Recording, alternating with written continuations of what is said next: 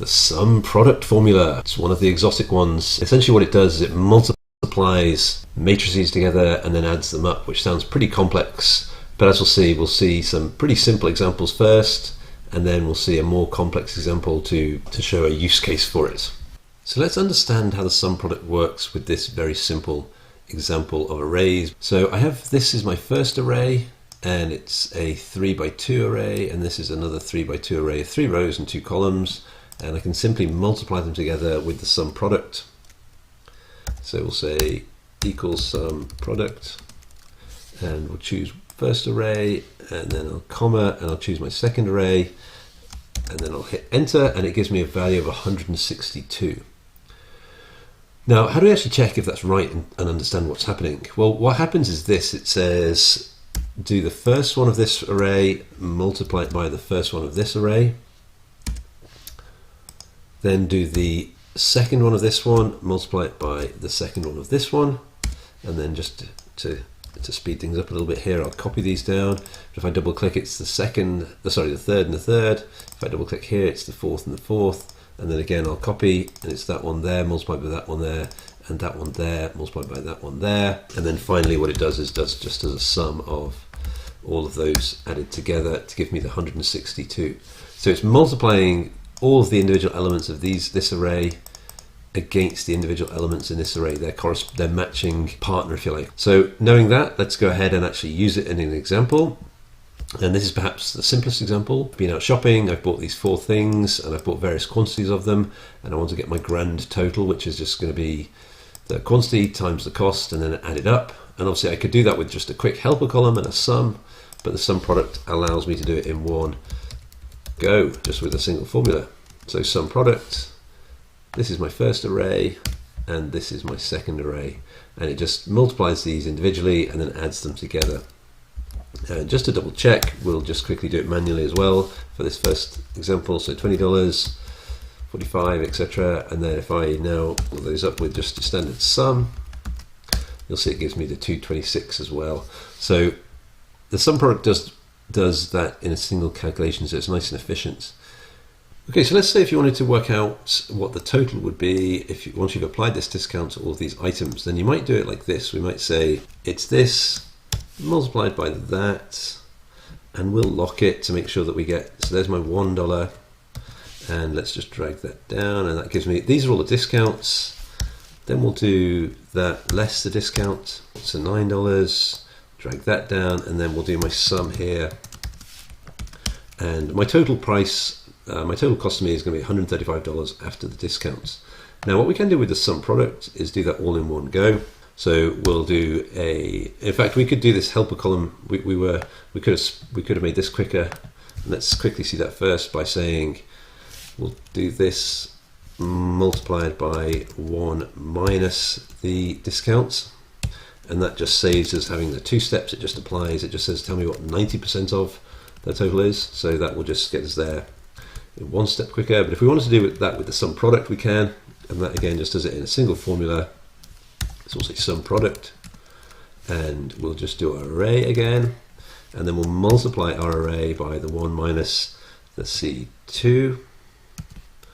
We'll lock it, and what that does is just it applies that multiplication to each element in the array before it then sums them up, and that gives me straight away just my $135 in one formula, one single formula. Let's see another example. So in this example I have a list of products, years, regions, and then sales values, and what I'd like to do is know how many items product F we sold in the North region. I'm not worried about the year, so I've highlighted them to make this a little easier to see. So I want product F in the North region. Now obviously we could just do this with a sum ifs, and we'll highlight the range that we want to sum. We'll highlight the range we want to test. What's the test condition? Product F. We'll highlight the other test we want to do, which is column C, and the condition here is North, and hit enter, and there we go, 18,170. But we could also do it with a sum product. So let's build it up again in steps. So let's do, first of all, let's test for column A2 to A33, and let's do equal to product F. Enter just gives me 1 true. So let's hit the array formula, enter, and it gives me the trues, falses whenever there's a product F, and false when there's not a product F. So let's do the same thing now with column C. So we'll do C2 to C33 equal to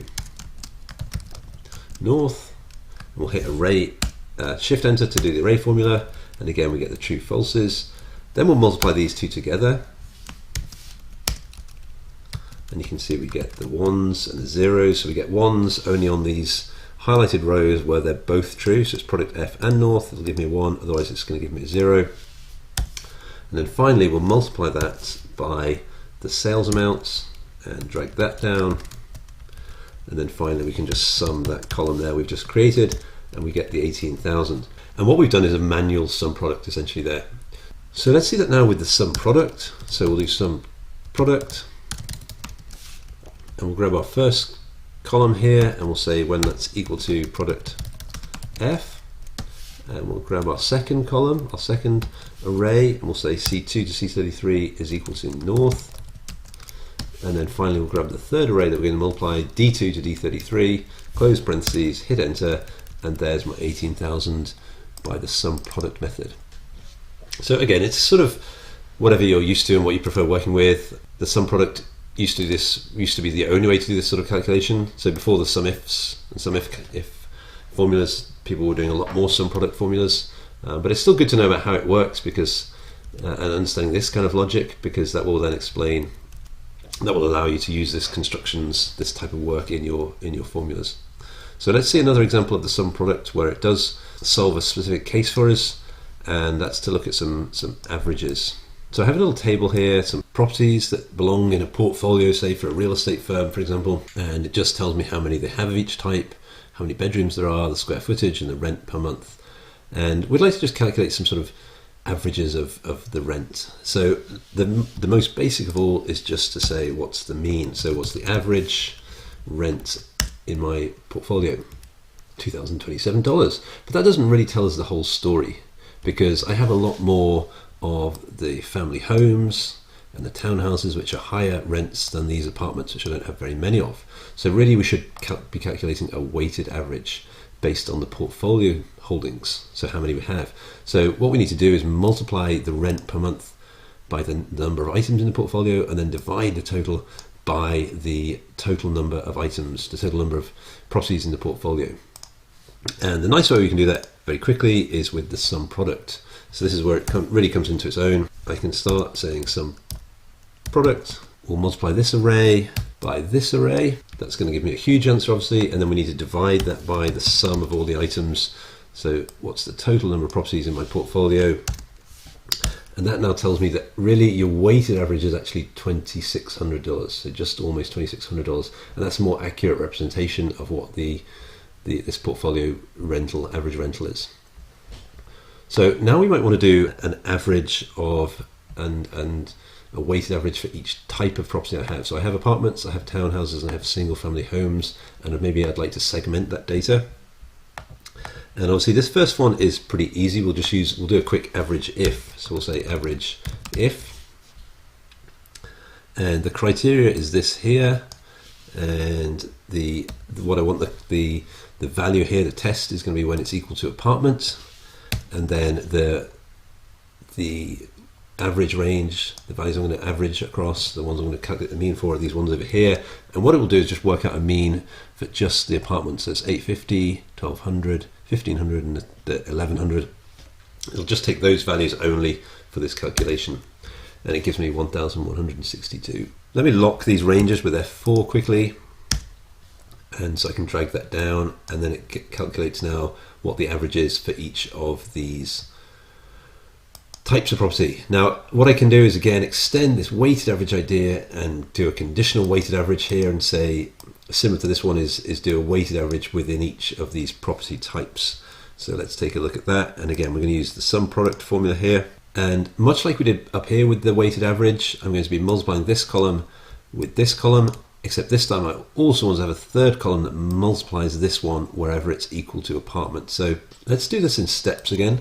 So we'll do this one, column equal to apartments, and I'll hit array formula. We get some trues and falses. What I'd like to do now is convert these into ones and zeros so I can do that multiplication of this column against this one and this one. And there's a little trick here that you may or may not have seen. It's not so common these days, but you'll see it in a lot of the old Excel forums if you hang out there or find out errors there. And if I just wrap my little calculation there with the parentheses, and then if I put in front of these parentheses a double dash, then what that does is coerce or turn those trues and falses into 0 and 1s. And that means then I can use that in my multiplication, and it just allows me to just identify these are the rows where the apartment is. So let's see that in action now. So we'll use this one as my first array. So we're going to do a sum product.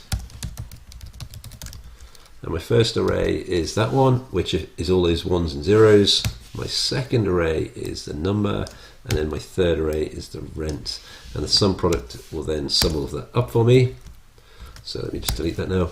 And obviously I need to then go ahead and divide. And what I need to do now is divide only the number of apartments. So I need to calculate the sum of the apartments.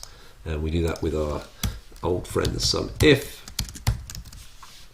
And we'll sum whenever this again in A is equal to this property type here, and then the range that we're going to sum is this one here, which is the number of items in the portfolio. We'll close that parentheses, and then it gives me a $1,100 weighted average for the property. And obviously that's a little different, it's a little lower than this because when I look at my apartment types, I've got 2 at the 850 level, I've only got 1 at the 1500 level, which is a slightly more expensive level, and so that's going to pull that weighted average down a little bit. Let me go ahead and lock these ranges. I don't want to lock the G13 because I want that to move down each time, but I do want to lock these ranges that are in my table. Of course, you could have done that as well by using named ranges. That would be a neater, nicer way of doing that. And then let's take a look now. So the single family homes actually have been skewed upwards, been dragged upwards because I've obviously got some. If I look at my single family homes, then I've got 9 at the $3,600 mark, which means it's going to drag my average, pull my average up from 2,900, which is the plain standard mean, up to the 3,000, over the 3,000 mark. So that's the weighted average, conditional weighted average using a sum product there. So sum product's a nice little formula to learn, not that complex once you get used to it, and it's really useful. So thanks for watching, folks.